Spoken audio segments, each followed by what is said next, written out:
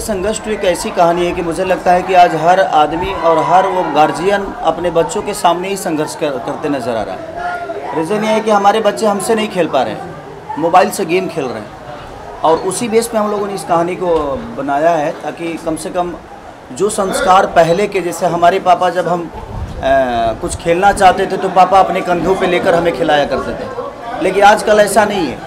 हम घर जाते हैं तो बच्चे पहले मोबाइल मांगते हैं, हमें नहीं। उसी बेस पे है कि आजकल बच्चे गेम के तहत इतना दिमागी तौर से, कई सारे बच्चे तो अपने माँ बाप के कत्ल कर देते हैं, कई सारे बच्चे छत से कूद जाते हैं गेम को देखते देखते, गेम को चलाते चलाते, गेम को खेलते खेलते। इसीलिए हम लोगों ने बोला कि नहीं, हमारे समाज के लिए ये चीज़ें बेहतर नहीं है।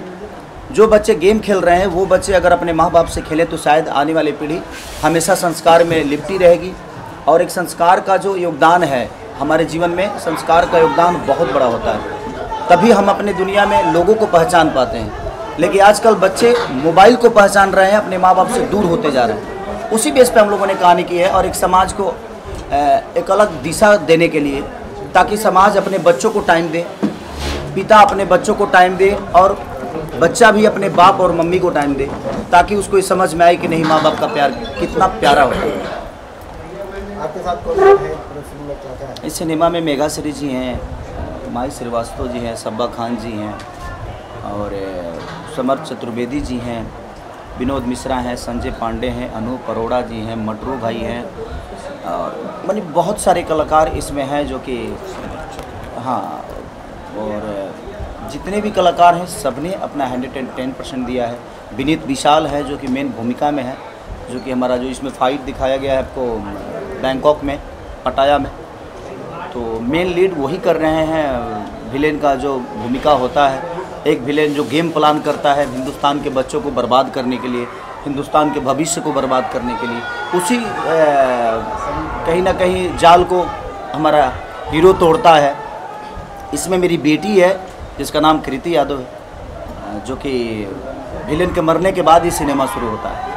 और लास्ट में जो हम खुद ही परसों हम सब लोग सिनेपोलिस में देख रहे थे पटना, और मुझे नहीं लगता, कम से कम 150 पत्रकार लोग थे, यूट्यूबर भाई थे, और सब लोग रो रहे थे। हम रो रहे थे, सर रो रहे थे, माही रो रही थी, हमारे पराग सर रो रहे थे। तो कहीं ना कहीं देखिए, एक सिनेमा है जो अपनापन जब दिखता है तो कहीं ना कहीं वो बेहतर होती है, और हमने कोशिश की।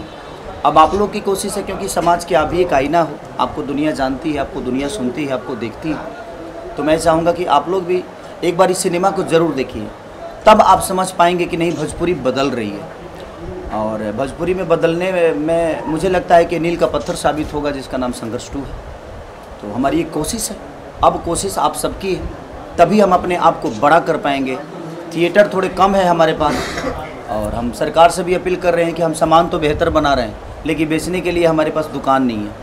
तो बस थिएटर जो बंद है कम से कम वो खुले, और कोई नई निर्माण हो थिएटर के लिए, सिनेमा हॉल बने, थिएटर बने, मल्टीप्लेक्स बने, तब जाके शायद हम अपने आप को भी 200 करोड़ 300 करोड़ की सपना देख पाएंगे। क्योंकि हम सामान तो अच्छा बना लेते हैं, बट हमारे पास बेचने के लिए दुकान नहीं है, और चीज़ें तो दुकान में ही बिकेगी।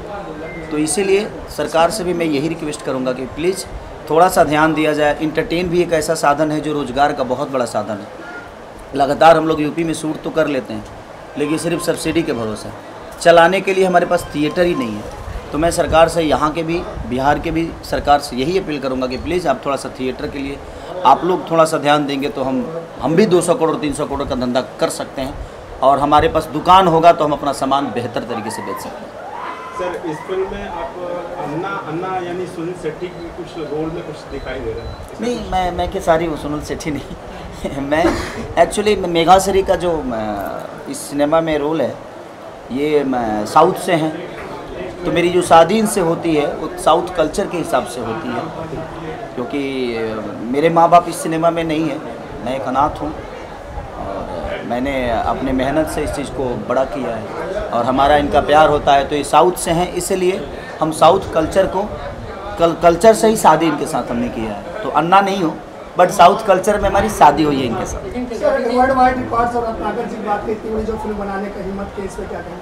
देखिए, ये बहुत बड़ा जिगरा है सर, कि हमारे पास दुकान बहुत कम है, बेचने के साधन बहुत कम है, लेकिन उसके बावजूद भी उतने में ही आप 3-4 करोड़ की फिल्में बनाओ भोजपुरी में, तो ये बहुत बड़ा जिगरा का काम है। यहाँ कोई करता नहीं है, लेकिन कुछ लोग हैं जो कोशिश कर रहे हैं। और सबसे बड़ा कि रत्नाकर भैया, तो इनसे मेरा कभी मैं डायरेक्टर और हीरो वाला रिलेशन रहा ही नहीं, एक फैमिलियर रिलेशन रहा इनसे।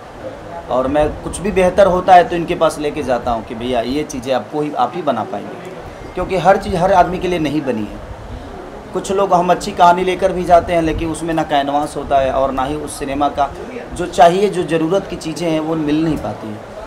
लेकिन इनके पास आने के बाद वो हमारी सारी ख्वाहिशें पूरी हो जाती है। इस फिल्म में शूटिंग कहाँ का आपने किया था? विदेश में भी किया और यूपी में किया? हाँ, हमने इसका शूटिंग बैंकॉक में किया, पटाया किया, उसके बाद पूना में किया, फिर यूपी में किया, तो 4 गोरखपुर में। तो कहीं ना कहीं कोशिश है कहानी को जो मैं लोकेशन चाहिए थी हम लोग उस लोकेशन पे जाकर शूट किए। तो ये इसकी ब्यूटी है कि जिसकी ज़रूरत थी वही किया हमने। समुद्र के अंदर आप जो ड्राइविंग की है उस पर क्या एक्सपीरियंस बताना चाहेंगे?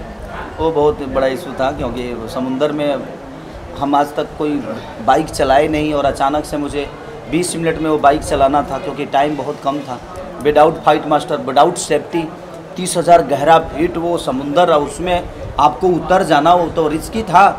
बट सबकी हिम्मत मेरे पास थी, और सबसे बड़ा रत्नाकर भैया की, क्योंकि 20-20 वो पानी बाइक को लाना वहाँ पे, क्योंकि हर पानी बाइक अगर 3 घंटे के लिए लोग देते हैं तो उनका बहुत एक बजट होता है, और उसमें भी अपने बेटे को खुद ही सम्मान देना पड़ेगा, तब जाके हमारे गांव के लोग सम्मान देंगे। फिर वो जिला में बदलेगा, जिला से पूरा बिहार बदलेगा, यूपी बदलेगा। तो सबसे पहले अगर कोई बेहतर करता है तो मुझे लगता है कि हम सबका दायित्व बनता है कि अपने बच्चे को बड़ा करें, अपनी भाषा के लिए बेहतर बोले, बुरा ना बोले।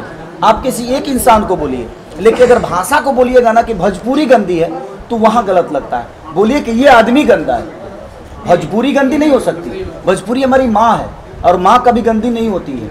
माँ अपने बच्चों को हमेशा अच्छा संस्कार देती है, लेकिन उसमें कोई बच्चा चोर निकल जाता है, कोई डॉक्टर निकल जाता है, तो वो बच्चा गंदा है ना, वो माँ गंदी नहीं है। तो हम कभी भी किसी को अगर टारगेट करते हैं तो मुझे लगता है कि आप भाषा के बारे में तो बोलिए मत, आप भाषा के बारे में बोलिए कि भाषा हमारी इतनी प्यारी है, ये आदमी गंदा कर रहा है सर, तो टारगेट एक ही होगा। ऐसे क्या होता है कि लोग सोशल साइट पे ना अपने भाषा को ही बोलते हैं कि भोजपुरी में ऐसे हो रहा है, भोजपुरी में ये हो रहा है, भोजपुरी इतनी गंदी है, भोजपुरी वो है, भोजपुरी ऐसा है। तो उसमें क्या होता है ना कि हम अपने एक आदमी को चलते हम पूरे भाषा को बर्बाद कर रहे हैं। सर, 3 ऐसे आपके के दृष्टि से केंद्र सरकार पे एक चेहरा है, लगातार काम भी कर रहे हैं भोजपुरी को लेकर। गोरखपुर में अगर रवीश किशन जी की बात करें तो उन्होंने कहा कि क्या लगता है कि एक विस्तार करना चाहिए यूपी में? देखिए, मुझे नहीं लगता कि भोजपुरी के लिए उन लोगों ने सिर्फ अपने, देखिए मेरे कहने का मतलब वो तीनों मेरे बड़े भाई हैं और मैं उन पर कोई टिप्पणी नहीं कर सकता, क्योंकि मैं राजनीति आदमी नहीं हूँ, मैं एक कलाकार हूँ। अब ये राजनीति वाली बात हो गई। अगर वो तीनों चाह दें तो मुझे लगता है कि भोजपुरी का एक ग्राफ हो सकता है, क्योंकि देखिए मेरे कहने का मतलब मैं आप सबके बीच में अपनी बातें रख सकता हूँ, लेकिन वो ऐसे न्यायालय में जाकर बात रखते हैं जहाँ पे इंडिया के मोस्ट, मुझे लगता है कि प्रतिष्ठित लोग, प्रधानमंत्री, मुख्यमंत्री, सांसद, बहुत सारे लोग होते हैं। तो पास करना नहीं करना उनकी बातों को सुना जाएगा। मैं कितना भी चिल्लाऊंगा तो मेरी बातों को कोई अहमियत ही नहीं देगा। मेरी बातों की अहमियत मेरी जनता देती है, क्योंकि जनता को मैं मनोरंजन देता हूँ। सरकार को मैं क्या देता हूँ? सरकार से तो मैं यही कहूँगा ना कि अगर 500 हॉल और थिएटर अगर हम यूपी बिहार में अगर बन जाते हैं तो जहाँ जहाँ थिएटर होगा वहाँ 10 दुकानें तो बढ़ेगी ना। तो दुकानें बढ़ेगी तो रोज़गार तो बढ़ा। तो रोज़गार का जरिया भी हमारा है सिनेमा, बशर्ते हम उस पर फोकस नहीं कर पा रहे। और हमारे तीनों भाई अगर तीनों सांसद चाहें तो ये पॉसिबल है, क्योंकि वो उनका विषय है, वो उस बात को संसद भवन में रख सकते हैं। हम तो सिर्फ आप सबके बीच में रख सकते हैं, क्योंकि हम एक कलाकार हैं। अभी जिस दिन हम नेता बन जाएंगे उस दिन इस बात को हम भी रख सकते हैं, बट हमारा कोई इरादा नहीं है। 2024 में विचार है? नहीं, मेरी ज़िंदगी में मैं कलाकार हूं और मुझे लगता है कि मेरी पहचान कलाकार बन के ही है। तीनों भाइयों से पिक्चर हॉल, ये जो थिएटर बनाने की बात है, क्या वो डिमांड रखी? मैंने सबसे डिस्कशन किया, ऐसा नहीं कि मैं देखिए अब वो मेरे से बड़े हैं, मैं बहुत सारी चीज़ें उनसे डिस्कस नहीं कर सकता, क्योंकि मैं उनको सजेशन देने वाला क्या होता हूँ, मैं उनके बहुत बाद आया हूँ। तो मुझे लगता है कि मेरा जितना सीमा है, जितना चीज़ें हैं, अब वो तो इस लाइन से बहुत दूर है। अभी दोनों ठीक है, अपने तीनों बेचारे अपना काम कर रहे हैं, अलग मैटर है, लेकिन 110% तो भोजपुरी को नहीं दे रहे हैं, वो कहीं ना कहीं अपने जनता को विकास के लिए दे रहे हैं। तो अब इनका एक क्षेत्र जो है थोड़ा सा बट गया है, तो जब 110% अगर इसमें रहते वो, तो शायद इस विषय पे वो सोच सकते थे। अब उनको तो भाई किसी का पंचायती भी करना है, किसी का ये बिल पास करना है, वो बिल पास करना है, तो मुझे लगता है कि थोड़ा उससे हटके और अगर सिनेमा लाइन में सोचे तो ये भी एक रोजगार का बहुत बड़ा मुद्दा है। अच्छा, यूपी और बिहार दोनों स्थानों में सबसे अच्छा एटमॉस्फेयर कहाँ मिलता है शूट करने के लिए? देखिए, साधन जहाँ भी मिलेगा आपको, मेरे कहने का मतलब कि अगर सरकार का अगर देखा जाए कि अगर सपोर्ट, अगर हमें सरकार का सपोर्ट यूपी में मिलता है तो हम लोग लगातार, और सब्सिडी भी है, तो कहीं ना कहीं यहाँ पे ज़्यादा आदमी कंफर्टेबल हो पाता है, क्योंकि अगर मूवी में थोड़ा सा ऊपर नीचा भी हुआ तो सब्सिडी से लोग अपना जो खर्चा है वो निकाल लेते हैं। तो एक साधन बना, तब जाके आज यूपी में Hindi movie, Bangla movie, Punjabi movie या भोजपुरी की जितने भी कलाकार हैं ऑलमोस्ट हर आदमी काम कर रहा है। सर, ये तो एक प्रश्न सर कि जो बॉलीवुड जो फीमेल कलाकार होती थी पहले भोजपुरी में आने में थोड़ा सा डरती थी, लेकिन अब जब से थोड़ा फिनिशिंग लाइन हुई है, थोड़ा सा मतलब और ग्राफिकली अच्छा दिखाया गया, तो मानते हैं कि मतलब अब रुझान ज़्यादा बढ़ा है भोजपुरी फिल्म में। देखिए, ज़िंदगी में कोई भी चीज़, दरवाजे साफ रहेंगे ना तो हर आदमी बैठना चाहता है। अगर मंदिर भी गंदा होता है ना तो वहाँ पे दुनिया बैठना नहीं चाहती है।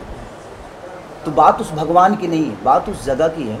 भगवान कितना भी बड़ा हो, लेकिन मंदिर अगर साफ़ सुथरा नहीं है ना तो दुनिया वहाँ पूजा करने नहीं जाती। हम मंदिर को क्यों साफ करते? उसी तरह भाषा होता है, भाषा का गरिमा होता है। अगर हम बेहतर चीज़ें देने लगेंगे ना तो हर आदमी तो लगेगा ना कि नहीं यार, 40 करोड़ जनता, 30-35 करोड़ जनता का आबादी है ये, और कहीं ना कहीं मुझे लगता है कि हिंदी के बाद अगर देखा जाए तो हमारी भोजपुरी ही है, जो कि इतने बड़े कैनवास और इतना बड़ा भाषा बोला जाता है हमारा, और हम सबसे कम रिकवरी में।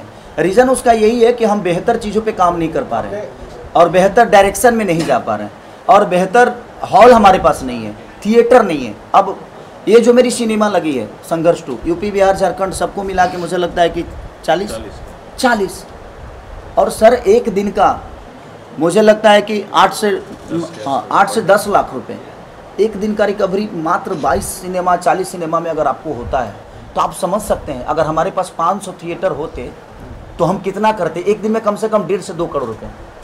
तो हमारा अगर 2 हफ्ते का कलेक्शन आप देख लिया जाए तो कम से कम 100 करोड़ में तो हम भी घूम जाते। बट हमारे पास थिएटर है ही नहीं, तो हम करें तो क्या करें? नहीं, फिर भी रुझान बहुत ज़्यादा बढ़ा है, मतलब बॉलीवुड से आप भोजपुरी फिल्म में रुझान बहुत बढ़ा। बिल्कुल, पहले सर 60 लाख 70 लाख में सिनेमा बनती थी, आज 3.5 करोड़ में बनाया ना इन्होंने। तो 3.5 करोड़ जब लगेगी तो सर तो मूवी में ही लग रही है ना, तो हमारा कैनवास तो बड़ा दिखेगा ही, हमारी पर्सनालिटी अच्छी दिखेगी, हमारा पहनाव ठीक दिखेगा, हमारा फाइट अच्छा दिखेगा। हम पहले एक दिन में 2 फाइट करते थे, हम एक दिन में 2 गाने करते थे, लेकिन हम आज एक गाने को 3 दिन में करते हैं, हम एक फाइट को 4 दिन में करते हैं। तो जब आपको टाइम मिलेगा किसी चीज़ के करने के लिए तो आप बेहतर तो करोगे ही।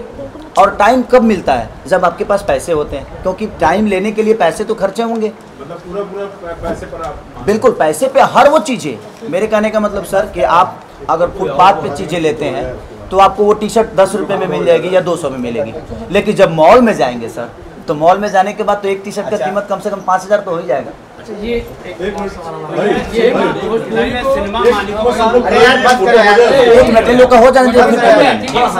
संघर्ष 2 का रिलेटेड भी थोड़ा सा क्वेश्चंस पूछिए। डायरेक्टर है, हीरोइन है। ये सिनेमा मालिकों का ये कहना है कि जो आप बोल रहे हैं थिएटर बढ़ाने में, तो यहाँ पे दिक्कत सिनेमा मालिकों को ये आ जाता है कि जो OTT प्लेटफॉर्म नए आ गए हैं उस पर फिल्में बिक जा रही हैं और फ्री में शोकेस हो रहा है। नहीं, बात सर वहाँ तो अच्छा ये बताइए कि OTT हिंदी के लिए नहीं है, सबके लिए। तो आखिर जवान ने कमाया ना सर, गदर ने कमाया ना, तो बात वहाँ भी से सिर्फ OTT से नहीं है। हमें अगर सुविधा मिलेगा तो अगर AC लगी, अच्छा कुर्सी मिला तो हमारे पास पैसे हैं, बशर्ते हमें सुविधा नहीं मिलती है सर, सुविधा नहीं मिलती है, इसलिए हम चीज़ों को नहीं देख पाते हैं। अब बताइए जब कुर्सी टूटी होगी और सीट फटा होगा तो कौन अपने बीवी बच्चों को लेकर जाएगा भाई? सर जो नए लग गए वो विषय नहीं है। कहाँ अड़चने आ रही हैं? अड़चने देखिए, मेरे कहने का मतलब देखिए हमारे क्षेत्र में आता नहीं है। मैं एक कलाकार हूँ, मैं कलाकारी ही कर सकता हूँ। सीट ठीक कराना, यहाँ का व्यवस्था, राज्य का व्यवस्था किसके हाथ में होता है? कहीं ना कहीं मुख्यमंत्री के हाथ में होती है। या विधायक के हाथ में होती है या MP के हाथ में होती है, सरकार के हाथ में होती है। बेसिकली सरकार के हाथ में होती है। अगर सरकार हमारे हॉलों को बड़ा कर दे, सरकार हमारी चीज़ों को व्यवस्था बढ़िया से दे दे, तो हम ऑफिशियली। सर अगर OTT फ्री में दिखा रही है फिल्म तो कोई पैसा खर्च करके थिएटर तक आएगा क्यों?